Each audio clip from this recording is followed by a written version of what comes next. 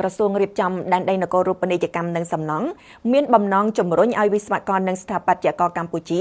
ទៅបម្រើការងារនៅក្រៅប្រទេសដើម្បីទទួលបានទាំងប្រាក់ចំណូលនិងបទពិសោធន៍ថ្មីៗលើវិស័យសំណង់មកចូលរួមអភិវឌ្ឍប្រទេសជាតិក្នុងឱកាសបើកសិក្ខាសាលាពិគ្រោះយោបល់និងប្រមូលធាតុចូលលើសេចក្តីព្រាងប្រកាសស្តីពីបទបញ្ញត្តិបច្ចេកទេសសំណង់ដែលរៀបចំដោយក្រសួងរៀបចំដែនដីនគររូបនីយកម្មនិងសំណង់នៅទីស្តីការក្រសួងកាលពីថ្ងៃទី29ខែមិថុនាឆ្នាំ2026ឯកឧត្តមឧបនាយករដ្ឋមន្ត្រីសែនសំអាលបានថ្លែងអំណរគុណដល់ថ្នាក់ដឹកនាំនិងមន្ត្រីបច្ចេកទេសទាំងអស់ដែលបានខិតខំប្រឹងប្រែងប្រើប្រាស់ទាំងកម្លាំងកាយកម្លាំងចិត្តនិងចំណេះដឹងក្នុងការសិក្សាស្រាវជ្រាវនិងរៀបចំលិខិតបទដ្ឋានគតិយុត្តនិងបទបញ្ញត្តិបច្ចេកទេសសំណង់ឲ្យមានភាពត្រឹមត្រូវស្របតាមគោលនយោបាយសង្គមនិងស្ថានភាពជាក់ស្ដែងរបស់ប្រទេសកម្ពុជា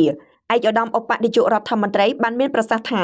បទពិសោធន៍ដែលកម្ពុជាបានឆ្លងកាត់ក្នុងដំណើរប្រវត្តិសាស្ត្រគឺជាចន្លោះបំភ្លឺផ្លូវសម្រាប់កម្ពុជាធ្វើដំណើរទៅមុខប្រកបដោយភាពត្រឹមត្រូវគ្រប់ជំហានដូច្នេះរាល់ការរៀបចំលិខិតបទដ្ឋានគតិយុត្តនិងបទបញ្ញត្តិពាក់ព័ន្ធនឹងវិស័យសំណង់ត្រូវផ្អែកលើចំណេះដឹងវិជ្ជាជីវៈជាគោលគួបផ្សំនឹងស្ថានភាពជាក់ស្ដែងរបស់ប្រជាពលរដ្ឋនិងប្រទេសជាតិជាមួយគ្នានេះឯកឧត្តមឧបនាយករដ្ឋមន្ត្រីក្រសួងរៀបចំដែនដីនគររូបនីយកម្មនិងសំណង់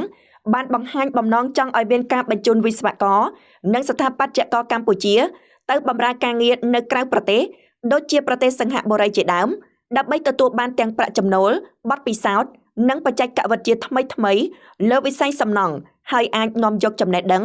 និងជំនាញទាំងនោះមកចូលរួមអភិវឌ្ឍវិស័យសំណង់និងប្រទេសជាតិនាពេលអនាគត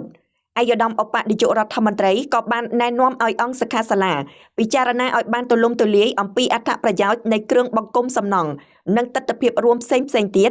លើពីកិច្ចការសំណង់ដើម្បីរួមចំណែកពង្រឹងសមត្ថភាពរបស់អ្នកជំនាញខ្លួនឯងផ្ទាល់និងភាពរឹងមាំរបស់ប្រទេសជាតិព្រមទាំងលើកកម្ពស់គុណភាពជីវិតប្រជាពលរដ្ឋតាមរយៈការអភិវឌ្ឍវិស័យសំណង់ក្រោមការដឹកនាំរបស់សម្ដេចមហាបវរធិបតីហ៊ុនម៉ាណែតដែលបានដាក់ចេញនូវគោលនយោបាយនិងទិសដៅច្បាស់លាស់ក្នុងការពង្រឹងខឿនសេដ្ឋកិច្ចជាតិឲ្យមានភាពរឹងមាំមានភាពម្ចាស់ការនិងការអភិវឌ្ឍប្រកបដោយចីរភាព